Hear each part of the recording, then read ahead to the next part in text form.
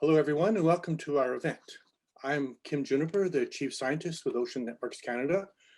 I'm going to be the co-moderator of this event, and I'll turn it over now to my colleague Ibukun to introduce himself. Good afternoon, everyone. Good morning, good evening, wherever you're joining us from. My name is Ibukun Adewumi. I'm the Director of Partnership for African Marine Environment Sustainability Initiative, and also an associate with the World Ocean Council. We're happy to have you join us today. Thank you, Ibukun. Now we're going to have four panelists for this event. I'm going to introduce the first two, and my colleague Ibukun is going to introduce the next. The first panelist is Dr. Rashid Soumaila, who is a Killam Professor and Canada Research Chair at the Institute for the Oceans and Fisheries at the University of British Columbia in Canada. And Rashid was a lead author for the Ocean Finance Report to the High-Level Panel for a Sustainable Ocean Economy. And next we have Dr. Robert Blasiak, who's a researcher at the Stockholm Resilience Center in Sweden, where his work focuses on ocean stewardship and issues related to the conservation and equitable use of marine genetic resources. And Robert was a member of the expert group for the high-level panel, co-leading a paper on the ocean genome. Ibukun. Thank you. Then I'll go ahead to read some citation about Dr. Olanike Adeyemo. She's the pioneer Deputy Vice Chancellor for Research, Innovation and Strategic Partnership at the University of Ibadan, Nigeria. And she is a fellow of Nigeria, African at the World Academy of Science. And next is Dr. Kwesi Apini-Ado. He's an associate professor in coastal processes and director for the Institute for Environment and Sanitation Studies, University of Ghana. Kwesi is a member of the expert group of the high-level panel. Thank you, Ibukun. And now to introduce the program, as many of you are aware, the focus for at least to begin our dialogue today, it will be the report of the high-level panel for a sustainable ocean economy. Now we're going to have opportunities for audience participation in this. So we're going to do this in two ways. We're going to use an interactive Zoom poll, and also we're going to enable people to actually put questions into the chat. So what we'd like to do now is to have, just to practice here, have everyone participate in the Zoom poll here to tell us what continent that you're joining us from today. So please go ahead and click on the appropriate continent. Okay, so here are the results. So we've got a strong participation from North America and Europe. So far, no one joining us from Asia. And we also have a sizable African participation. So, okay, thank you very much. Okay, now I'm going to hand over to Ibukun, who's going to moderate the transformation portion of this event. Thank you very much, Kim. And our next point on the agenda is regarding the transformations as proposed by the high-level panel reports. And first person that will be presenting on this is Robert, who will give a brief summary presentation of the work of the panel. Over to you, Robert. Thank you so much, Ibukun, and also to you, Kim, for organizing today's event. It's really a pleasure to be with this panel. I think there's some slides. Dwight, can you put those up for us? There we go, perfect. Right, so this is really a pleasure because I find the high-level panel for a sustainable ocean economy one of the most inspiring things that I've been involved with over the past years as a scientist. And let me tell you a little bit about what it is.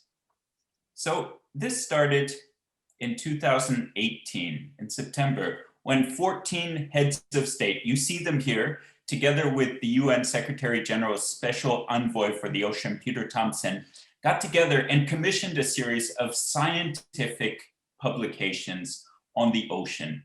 Where are we going with the ocean? What is our relationship with the ocean? What are the benefits we're receiving from the ocean? And what can we do to do better with all of those things?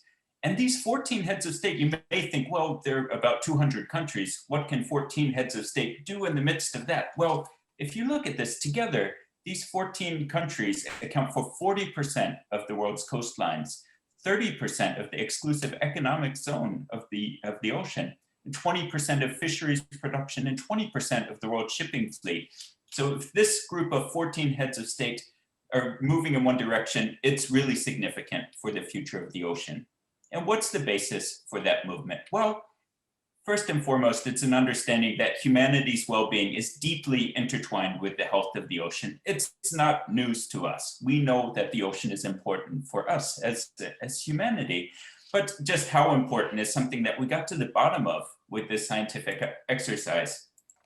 But it's not just about the relationship with the ocean, it's also thinking somehow more ambitiously and thinking into the future, not just of the ocean as something that we're damaging, that we're degrading in our relationship with it, but also thinking, well, all of these challenges that are waiting for us in the future with climate change, with the growing nutritional needs of a growing population, all of these things, we need the ocean as part of the solution. It's critical, and restoring ocean health, maintaining ocean health, equity, inclusivity, all of these things are really key to moving forward as humanity.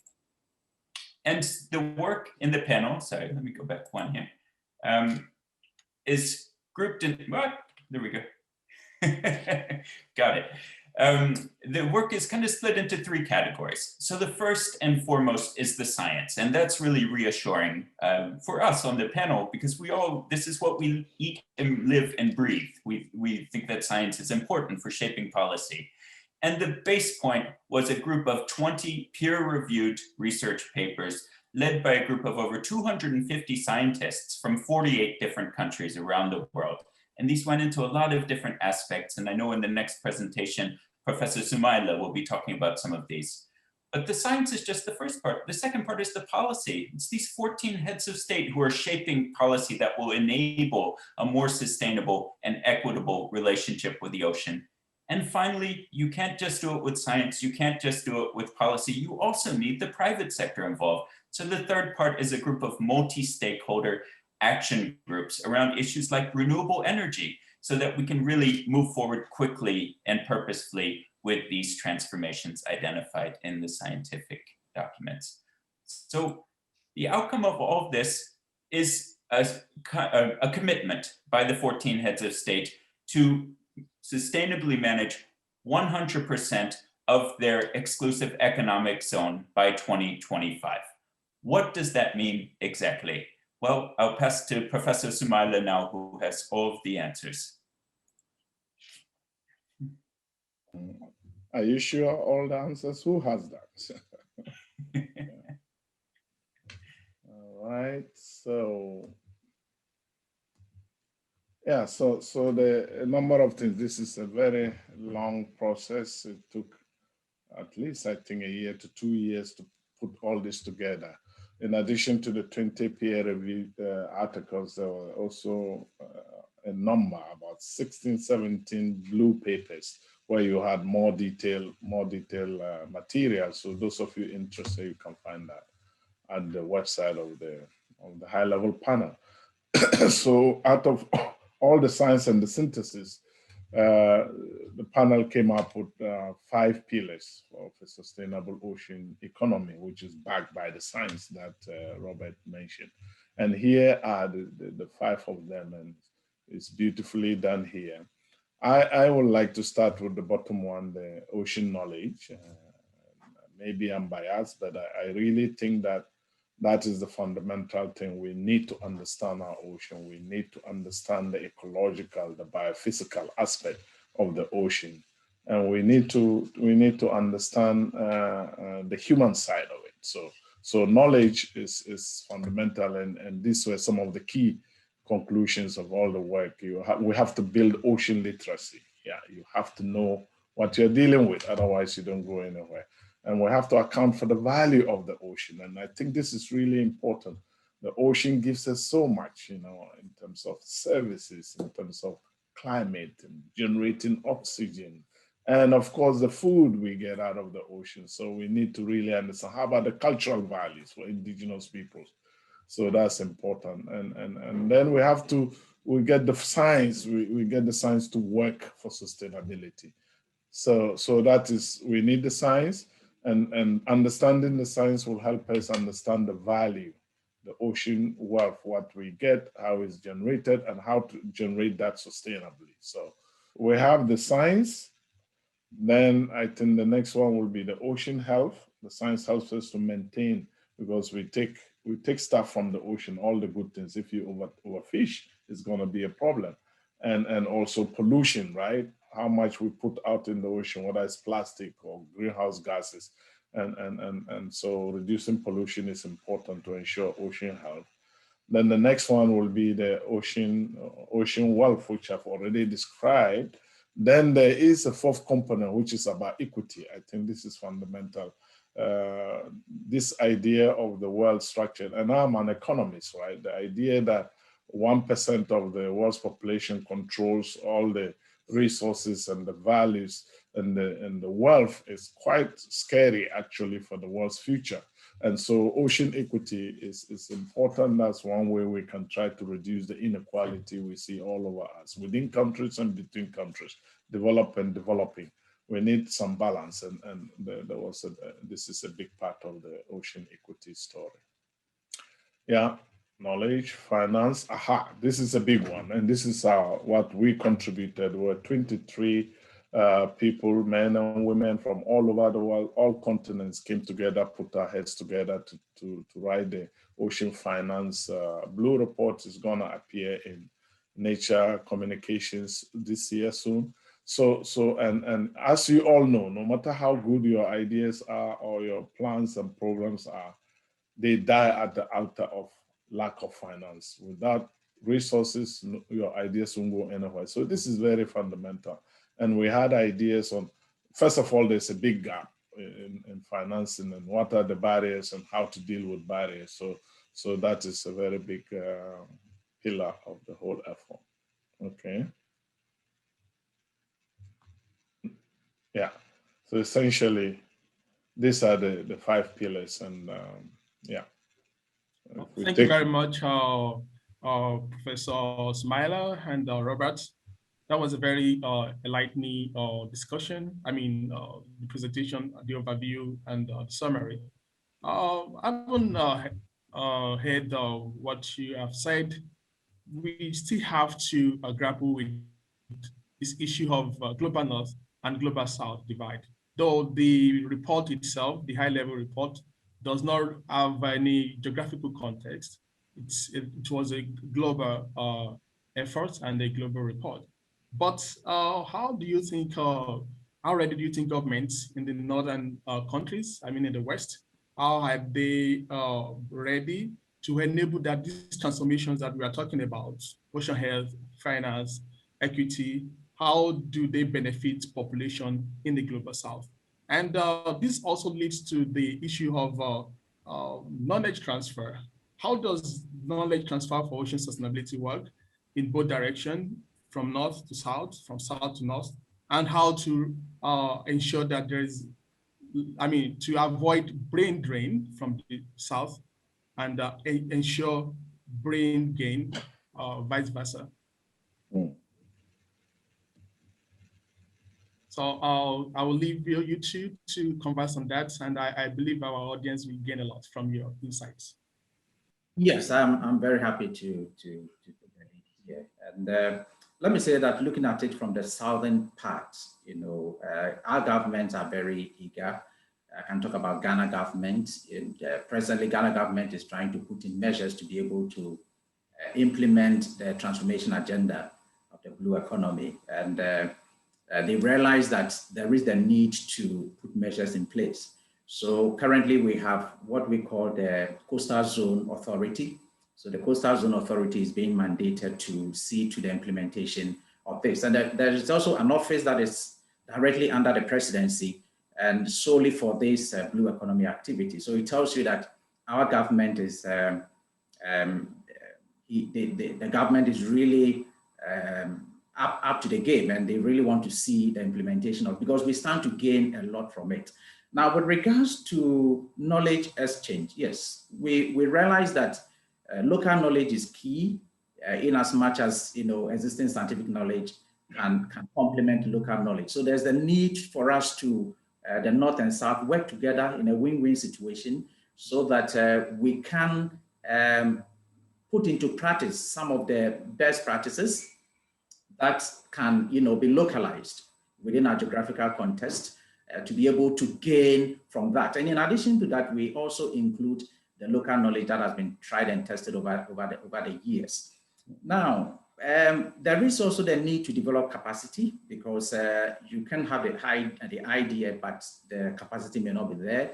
The technology may also not be there. So the dialogue between the North-South should be upscaled. And we should bear in mind that the ocean has no boundary in a way.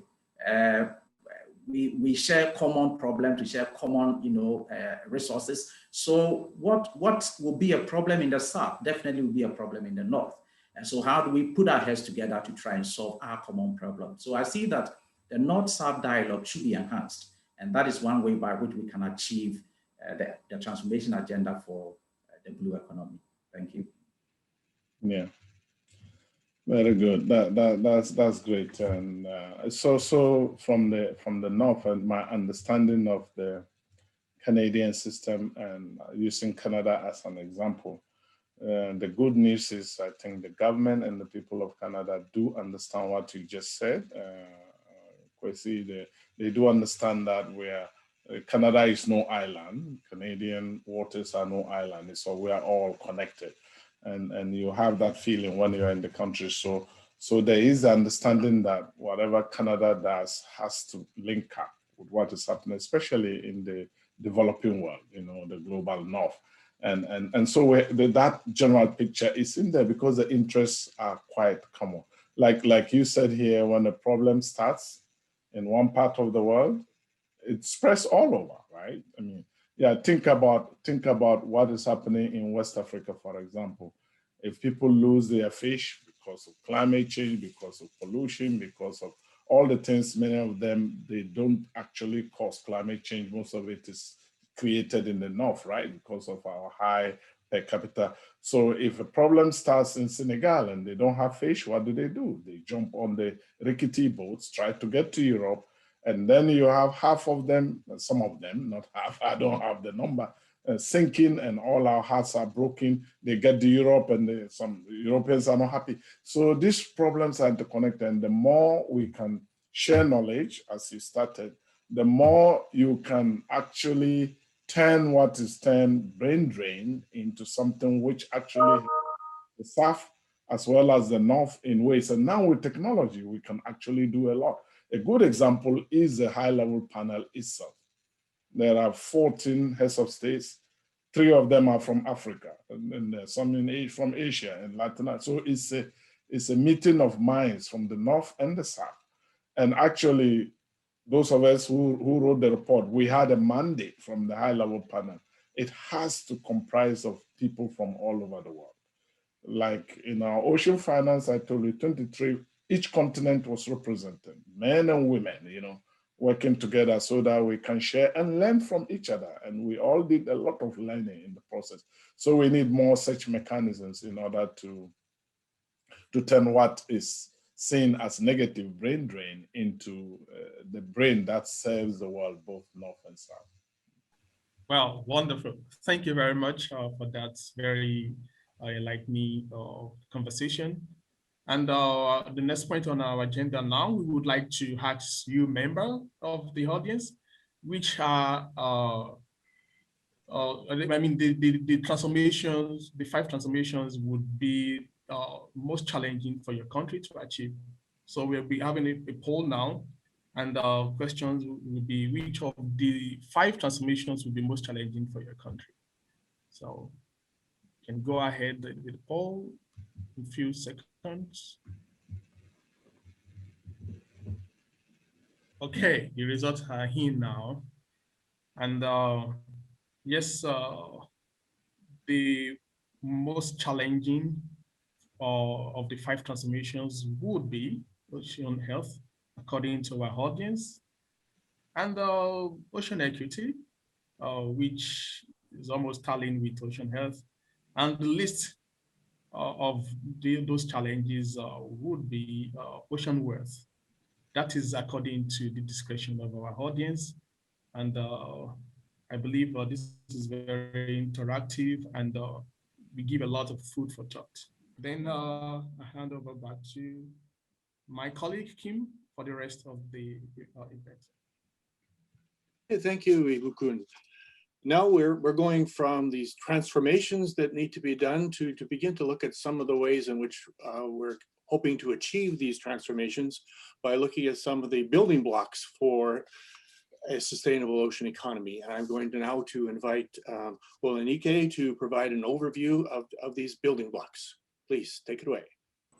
Okay, thank you very much. I think one of the first things deriving from the conversation that just passed is that I have a background in One Health, and it's so easy for me to know that when you talk about sustainability, you can't look at it in terms of a one list. It has to be a coordinated approach. And the 5 building blocks that has been proposed by the high-level panel for a sustainable ocean economy include the following. We need to use data to drive decision-making.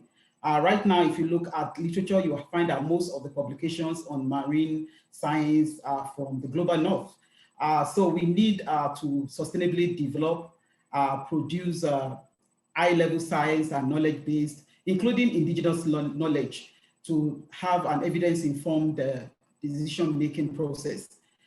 We need to have a database, a rich database that will guide our decision-making process. That means between the researchers who are the evidence producers and then to actually influence the policy.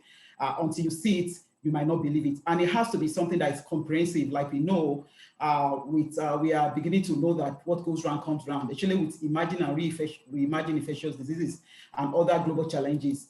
The next thing that we might need to focus on is goal-oriented ocean planning. We need to formulate policy and mechanism which facilitates sustainable use of ocean and also maximize the benefits and value for, in a sustainable manner, for current and future generation. And we will need regulatory reforms, we will need strategic investments, marine spatial planning. We have to establish and implement marine protected areas, actually in those areas that are not covered by any jurisdiction as we speak. And then this provides a framework to reconcile conflicting uses of the ocean and its resources. And that will be enable us to deliver ocean's contribution to economic and positive biodiversity conservation and other outcomes as well. The other thing that I think is important to focus on is how to de-risk finance and mobilize investment. And when you talk about mobilizing investment, it has to be inclusive. It has to catalyze responsible business practices. That means there has to be equity and it has to be sustainable. And such action will mean that we have to have direct public sector financing sustainable ocean businesses. And when you see governments investing heavily, that will also prompt private organizations also to want to invest. And also the government needs to support private sector and multilateral financial institutions by giving them stimulus efforts to guide the risk, incentivize and monitor investment in sustainable ocean activities, including having developing an ocean risk map and risk index. This is to allow us to know where is at risk. Is when if you're a wildlife person, you know you have the vulnerable population, you have at risk, you have the ones that are going into extinction. So such a thing needs to be done for the ocean as well. And one of the very important things, as you can see, ocean wealth was the low-hanging fruit because that's what human beings do. We think about ourselves. So we've been extracting. So getting the ocean wealth is not a problem. It's the other aspect that that we need to take care of. So one of the main aspects is pollution. And for us to stop pollution, there have to be a mixture of policy interventions. And it cannot be by the global north alone, or it has to be through collaboration, through regional collaboration and cooperation, including pollution prevention, treatment at source, and all other things, because there's no way if you are strict in the north and we are not strict in the south or vice versa, it's still the same thing. So we have to do it and we have to collaborate and collaborate. One of the other things that we need to do, the fifth one, is ocean accounting. And when you talk about accounting, this raises the issue of valuation or quantification. That means you are comparing the values and assessing the trade-offs. You have to now put value on the non-marketed ecosystem services, just like what the ocean does in controlling the climate and all that.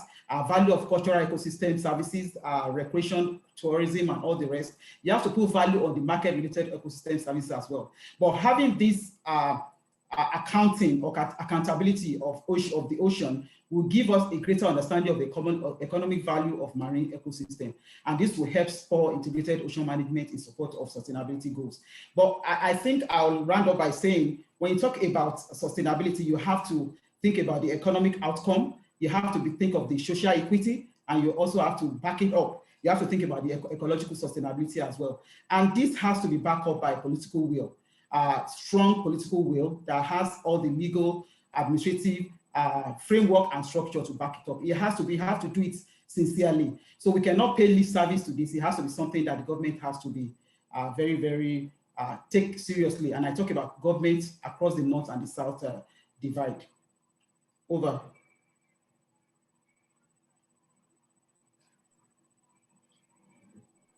Okay, thank you very much, Olanike. And I want you to stay with us now, because I'm going to ask Robert to join you and to have the second chapter, if you like, in our North-South dialogue.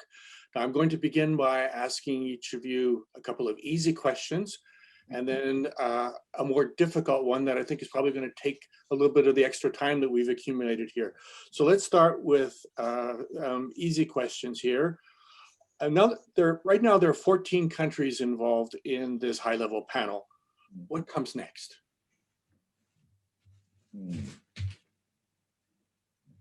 How do we get from 14 to 200? Well, I think, can I take a shot at it? I'm very glad that we have our closest relative, Ghana, being there right now. And I think one of the most important things in this is about, we have evidence to show. And as much as we have evidence to show, there's a way you can have a regional meeting, a regional colloquium around this. Because when you talk about something as big as the ocean, we must have collaboration.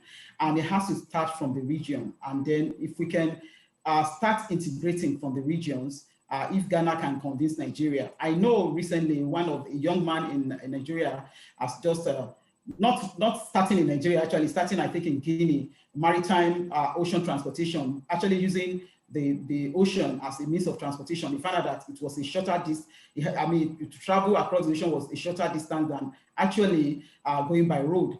And it's making a lot of money from there. But one of the issues we have is to have a regional conversation around it. I understand the limitation we have in Africa as African. Most of the time now we are grappling with some other things that we think are greater challenges than this, maybe food security, other security issues and everything. But ultimately, we don't want to go, with all due respect, the way of the Asian. We want to, though we don't have as much risk, from my own assessment, as some other countries, but we have to start well now so that we'll be able to deal with it effectively. Yeah. Thank you. Robert, you have something to add to that? No, I wanted to say I agree with Olanike, and I really like this idea of regional approaches, because that's where you can really make the most of diversity too, because maybe you have two countries right next to each other. One country's a little further ahead on one issue, one's a little further behind, but this country's a little further ahead on this issue, and that one's a little further behind. And then if you have diversity in a region, then it becomes a strength, because everyone can start learning from each other. And I think that that's one thing, as you say, it's 14 governments right now. But if they demonstrate, and sorry, Olanike, I have to quote you, it was so powerful in your first, in your presentation, strong political will, do it sincerely, take it seriously. If those 14 heads of state do those things, then everyone else is going to be following in their steps, because it's such an attractive offer to work together on sustainable ocean management. I think it's the answer. Yeah, so a quick one. Kim? No, I'm just going to continue with these questions here. And in fact, both of you have partially answered my next question, which is, what does leadership look like for this effort? Yeah. Anything to add to that? Yeah, I think leadership is about being sincere, not paying lip service to it. It's about sincerity. It's about really, I don't know if this is tautology, showing leadership. True leadership is about doing, walking the talk. It's not enough for us to have all these evidences. What exactly are we doing in practice? If we are not, if we don't consider the three, most of the time human beings will consider the economic outcome. And if you keep focusing on the economic outcome without looking at the social consideration, I can use Niger Delta as an example in Nigeria. So most of the time, our governments are focused on the outcome, the economic outcome. And so you keep creating an instability. So it's either you destroy the ecology or you destroy livelihood. So until they are sincerely walking the talk and people can see that they are sincere, then it's just a waste of time. Sorry, Kim, can I follow on Olanike? Please do, yes. I feel like I'm just nodding along and agreeing today, but I couldn't agree more here also. And I think that this is something that's not unique to the global north or the global south. We see examples of leadership and failure of leadership in both regions. And one of the things that I hesitate a little to even bring it up because I'm so proud of the work of the Ocean Panel. I'm so proud of the example. I'm inspired by the example. And it was co-led by two governments, by the government of Norway and the government of Palau. But we saw just 3 weeks after the report was launched by the Prime Minister of Norway, the Norwegian government announced a new round of oil and gas licenses for offshore areas. And this is just the wrong message to be sending. I know that every country is diverse, even a government is diverse. It's not to say that the Prime Minister doesn't believe that that this is a priority, but maybe there's some ministries that are more powerful than others. I know it can be complicated, and I know we don't just turn a switch and everything suddenly works. But at the same time, I saw in the chat, someone was asking about the United States and the failure of leadership on many issues in the previous administration, and how refreshing it was, really almost a flip of the switch to have someone come in just a few days later and start saying all the right things on climate change, all the right things on 10 different issues that the world cares about. So you can at least get the words right. And then even if you are moving forward with oil and gas licenses, explain how that's part of a longer term approach that's going to lead to the complete phasing out of these, because it doesn't fit in a sustainable ocean economy. It's not part of it. Well, you've done a wonderful segue into my next and final question here, Robert, which is, are unsustainable practices a necessary evil for financing or obtaining social license for these transformations, for building the sustainable ocean economy? Do we need to start with some of these things? And as you point out, they need to be explained if that's what they're leading to. So do we need to do the bad things first in order to get to the good things? We've been doing the bad things first for a long time, especially in the global north. There are no excuses now. Sorry, it's just too late to be talking about these things now. And look at Norway. Norway has every card in its deck as a country. It has such a wealth of natural resources, renewable and non-renewable. It has such a wealth of an educated, healthy population. It has everything that a country could wish for. And it has massive wealth built on its extractive industries. It has a sovereign wealth fund of over $2 billion. How much more of a cushion do you need before you start really walking the walk? I think if Norway can't do it, no country has. Sorry, it's very frustrating, because I think if Norway is using this as an excuse that we need to keep doing some of the bad stuff before we start doing good stuff, and every country on earth can use that excuse and use it more legitimately, probably, than Norway. So sorry, I'm picking on Norway a lot. Full disclosure, I'm an American. We have our share of problems too. So it's not to poke at the Norwegians or at the Prime Minister, but there are mixed messages coming. And how much better would it be to position yourself as a leader of ocean stewardship rather than a leader of a dying industry, oil and gas, which is harming so many countries around the world. Think of all the small island developing states around the world facing sea level rise. Why continue oil and gas extraction now in Norway? It's going to be hurting the most vulnerable people in the world. It's got to stop. I actually can feel Robert's frustration as you expect every scientist to build. And I'm actually very frustrated, but I think what I need to say as somebody that is representing the Global South is to say, keep showing us very bad example. And that is, I mean, we are coming behind, and what you're saying is that, oh, this is the way to go, which is not leadership as far as I'm concerned.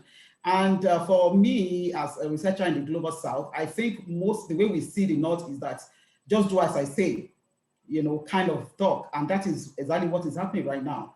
Like you can say whatever it is, you can say, be socially correct and politically correct, but just like kids will do what they see and emulate what they see. And so we are looking out and watching you, and most likely the Global South will probably just go along and do the same thing. You have set the precedence. So like we said, I mean, it's just not rocket science. We have to start rethinking our relationship with not only the ocean, but with the Mother Earth. And as we can see, we have a very short time to retrace our steps with all these imagine and reimagine infectious disease. All of these are interwoven. So you cannot separate the environment from animal health, from human health, whether it's ocean, whether it's terrestrial, the ecosystem we're talking about. And so we have to actually have a responsible relationship with the ecosystem, starting with the ocean. So Robert, you know, I understand your frustration, but earlier you mentioned that, okay, this report has come out now, we can't just flip a switch and leave these unsustainable practices immediately behind and do kind of a hard reset, if you like. So how do we get there from here? How do we sort of very quickly maybe accelerate the phasing out of these unsustainable practices to get to where we need to go without, you know, leaving wreckage all over the place? Well, I think I kind of want to pass to Rashid. I'm sorry to put you on the spot, Rashid, but the question is about how do we start turning the switch off on some of these bad practices? And I immediately think of your work with fisheries subsidies. And I think this is such a compelling example of how we can do something pretty quickly that's going to make a big difference for a lot of people. Yeah, so subsidies are a big issue. I want to start off by saying that subsidies are not all bad, okay? We need to get that clear. This comes from basic economic theory. If you have negative externality and you give subsidies, that is crazy because you are amplifying problems. But if it's a positive externality, you can do subsidies. The problem is in fisheries, a lot of our subsidies, over 60%, are actually those that lead to overfishing. They encourage overfishing and overexploitation. And they are also unequal. Most of it goes to the large scale industrial fleets. So talk about North-South. Most of the small scale ones are in the South. And 80% of the subsidies go to the big industrial. It has gender implications. More women work in the small scale than in the large scale. How about the youth? The youth cannot start with the big industrial fleet. They start with small. So you make so many important groups really disadvantaged. And the WTO is working on that now. And they've promised us, it's 20 years now, they've been trying to discipline the bad subsidies. They've not been successful. Now we have a Nigerian going to take over the lead of the WTO on March 1. That's just next week. And hopefully that will create momentum. She's an economist, well accomplished, World Bank finance minister in Nigeria 2 times. And she knows what subsidies can do, not only to the environment, but socially. So I'm hoping that we'll be able to do something about it. Each one of you, if you know anyone who can contribute and influence, and we are not saying that you should take the money out of the communities. I love to get more money into our coastal communities because we need to help people to transition, retrain, and all that. But don't use our tax money to destroy the resources people depend on. And to me, this is the biggest challenge. Yesterday, I was talking with Caribbean ministers, negotiators at the WTO, and these were some of the things I said. So this can be done. Keep the money there, let it work for nature and people rather than destroy nature and therefore cause problems for people. Yeah, I think another thing I would like to say is about synergy, the competent authority. There's a lot of cracks and there's a lot of loopholes. And so there has to be some level of synergy. We have to integrate You know, a lot of people are doing almost the same thing, and everybody's chore is nobody's work. So we have to have an integrated governance, and we have to have the competent authorities have to come together. And if, I mean, highlight roles and be synergistic in their approach, I think that would also be very valuable to govern effectively. Thank you, everyone. This has been a great exchange. Now it's time for our next audience poll, where we're going to poll audience members on which of the building blocks is most relevant to your country or your region. So please, everyone, let's answer the poll.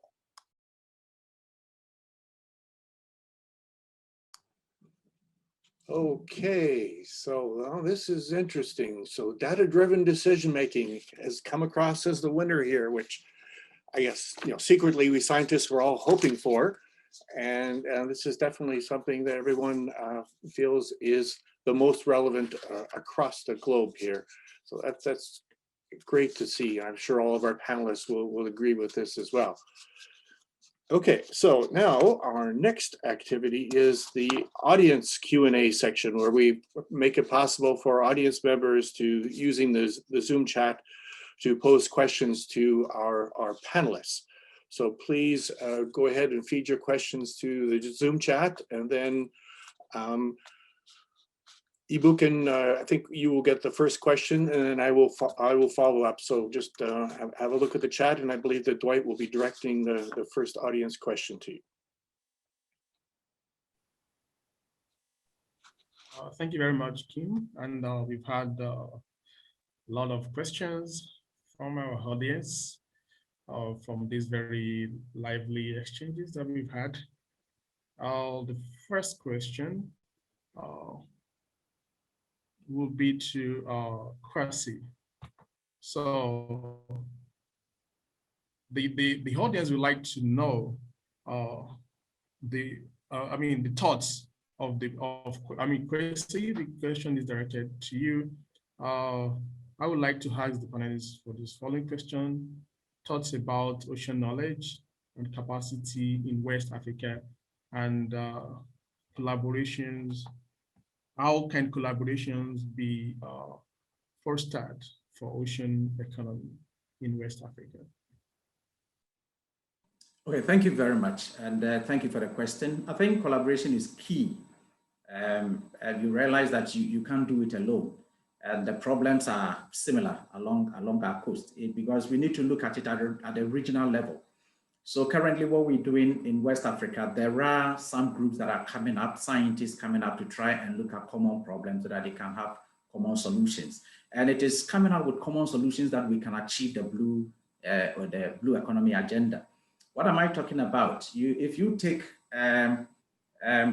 coastal development, for instance, if you take infrastructure development along our coast, how are we going around it? Are they sustainable? Are they building with nature or building against nature?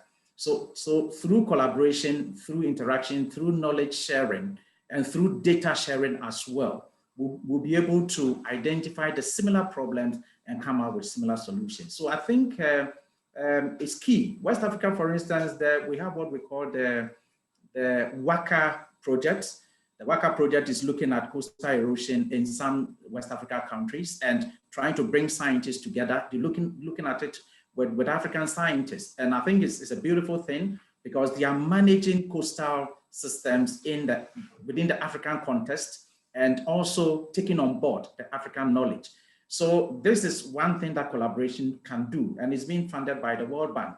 And I see that as something that we can build upon and further develop, more collaborations in West Africa.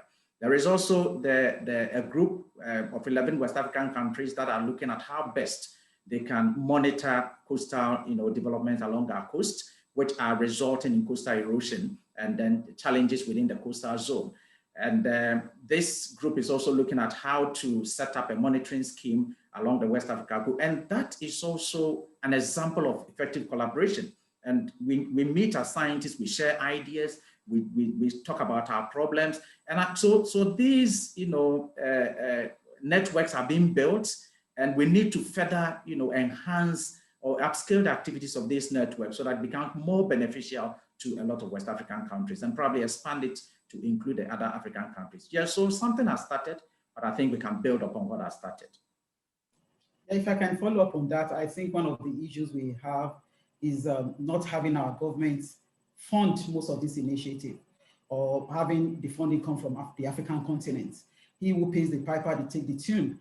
And so you find out that most African researchers are more into global collaboration to the global north. And so most of the focus are not focused on Africa, as it were.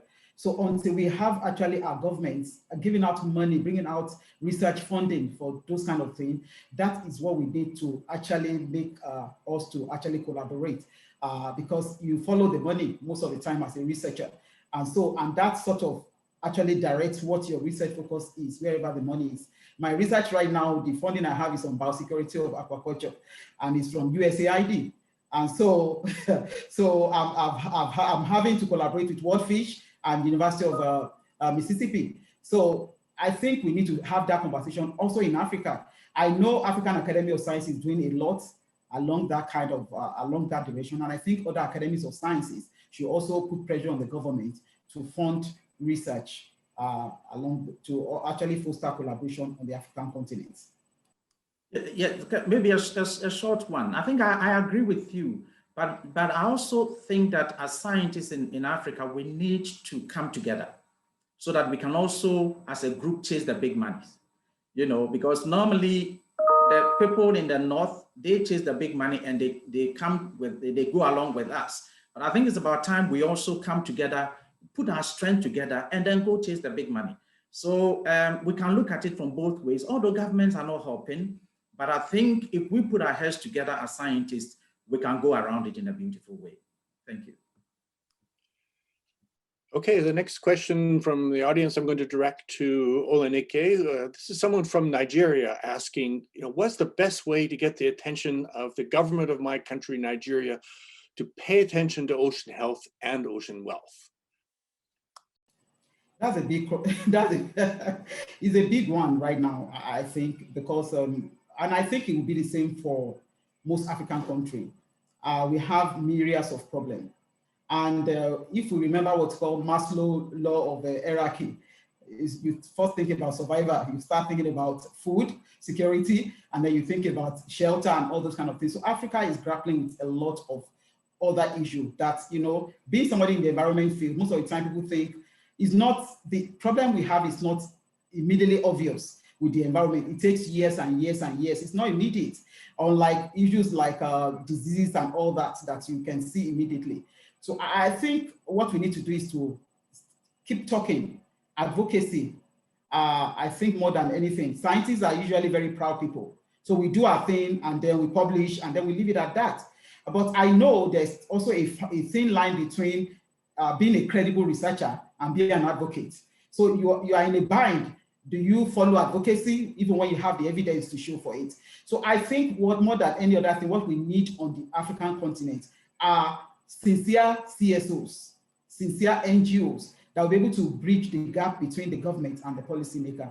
And I think I was privileged to be a mentor on a European evidence use in policy project with somebody that is actually online right now. And what we did was on pollution, around pollution, and it was to bring the government people together, to bring the researchers together, and to bring the industry together as well, to actually bring them into the same room and have a conversation. And I think we need to do more of that so that we'll be able to bridge the gap between the evidence that we have and to be able to reach our government. I think researchers we are so aloof. We are not connecting enough with the government. I think that's the way to go. Yeah. Okay. Thank you very much. The next question is directed at Rashid from someone who, first of all, mentions that they appreciate the point that you make about the importance of ocean equity, that they see this as the basis for North-South cooperation, but it rarely happens when it's needed most. So he points out, for example, that we've seen that during COVID-19, the richer countries are stockpiling the vaccine. And we've seen, you know, funds available for climate change adaptation or clean energy development are often going to developed countries rather than where they're needed in the global south. So what new tools do you see for ocean equity? How can we make South-South cooperation work, for example, with, you know, the rise of China, Brazil, India, and South Africa providing more, perhaps more optimistic solutions? That is a big question and not an easy one. You know, this is a struggle we have, I think, as people, and this idea of what is in a person or a country's self-interest versus what is self-interest of all, right? And this is a struggle. In my class last week, we spent a lot of time discussing that. You know, you see a person doing something just thinking about himself, and then the larger society, the we part of this thing suffers. And usually it is short-term thinking, and we see it both in the north and in the south. That's what we are alluding to here. These governments are thinking of their people. There is a crisis and their people are pushing them, and they end up doing this. How do you deal with this? Usually it's through advocacy, through science, proving to them that this short-term thinking doesn't serve them after all. You know, it's a tough one, and that's something I spend a lot of time on. How do you tell Canada, you know, struggling to get vaccine for its population to think about Nigeria or this, you know, that what I'm, so this is a human deep problem, and we all have to work hard to push back on that, you know.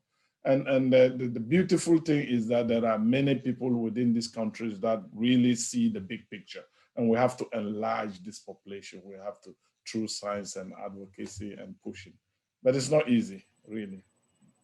Yeah, I think to back up Rashid, I think human beings are inherently selfish. I mean, that is just it. Fundamentally, we are selfish, but I think the earth is teaching us differently, and we're just slow on the take. When you talk about COVID, it's a no-brainer. Nobody is safe until everybody is safe. Because when you talk about a virus, we're talking about variants. What if it mutates? Then we're in trouble. And I think the heart and the world, the mother heart is teaching us the lesson. And I think we will learn it willy-nilly, whether we like it or not. And it's the same thing with the ocean. I mean, I remember in the 80s when there was a toxic waste dumped in Nigeria, because then it used to be not in my backyard. If it's not in my backyard, then I'm safe. But now we know that eventually pollution will move from Nigeria and get to Canada. Yeah. So now I think ultimately we are slow on the take, but the earth, the ocean is teaching us, and we're going to get there whether we like it or not. Yeah, and COVID to me is a powerful kind of, it's a disruption of nature. And I think we can take it. I think that we're at the forkroad, and we can do one or the other. One is to realize our common humanity, the interconnectedness, the fact that if one part, a small thing can start in one part of the world and spread all over, and try to organize ourselves and reorientate our selfishness to a more informed selfishness, that we are all interconnected. So that's one route, and I hope that is what comes through. But the other one is actually to build walls. I just want to protect and take care of myself, and that will be a big disaster if we do that. It's impossible. And we have to face what the Professor Adeyemo is talking about. Then we will be forced by nature to do things. By then, oh my gosh, it will be too late. Let's hope we do the other one first. Thank you very much to the panelists. We've 3 minutes left here. And first of all, Rashid, I'd like to thank you for this new expression of informed selfishness, which I'm going to take away from this meeting and practice it all day long today. So I would like to also thank you and all the panelists for a very interesting series of presentations and dialogue. Now we've 3 minutes left in the hour here, and this is the time that we've set aside to ask the audience to complete a satisfaction survey. So the link has been posted in the chat. So could everyone please just take 3 minutes to complete this, and then we will end the official part of this discussion and the recording, and then there will be time afterward for more extended discussion. But let's just take the next 3 minutes here to have everyone complete the survey. And you're welcome to keep chatting while we're doing this, just to While we're doing that, there is this very last question that goes to Robert. And I think this audience is trying to have some clarification that the person had, Denmark made a clear plan to phase out oil drilling. Can the panel comment on this? Do you have any information about this, Robert? I don't know the conditions in Denmark, but it's an encouraging statement. And sometimes statements like that can be very powerful. I'm thinking of the seafood industry, where there was one point where certification of sustainable seafood was starting to become more and more on people's agenda. People were talking about it. And then Walmart, the biggest retailer in the world, they said, we're going to have 100% MSC certified seafood in our supermarkets. And I think they said they would do it by 2010. I think it was 2006 at the time. They didn't succeed. They haven't reached that goal. But what did happen at that time in 2006 was that the number of fisheries that applied for MSC certification, that got MSC certification, it went through the roof. It was that strong signal being sent by this really powerful company that then got all of this interest, mobilized this interest, and ultimately they didn't reach the goal, which it's a shame, but at the same time, sometimes these words can be very powerful. So I don't know. I mean, I guess the most satisfying thing is to have words and action, but sometimes words also can do something, and it's important. This is exactly why I like all the UN targets, you know. People go after them, oh, 10% NPA, what do you mean? The thing is, they actually push at least some of us to do something. And so you get progress from them. The UN doesn't have any legal power, but it has a lot of moral and ethical power in that sense, you know, so. Okay, thank you, everyone. Now we've come to the end of our official hour here, and I believe we're about to stop the recording.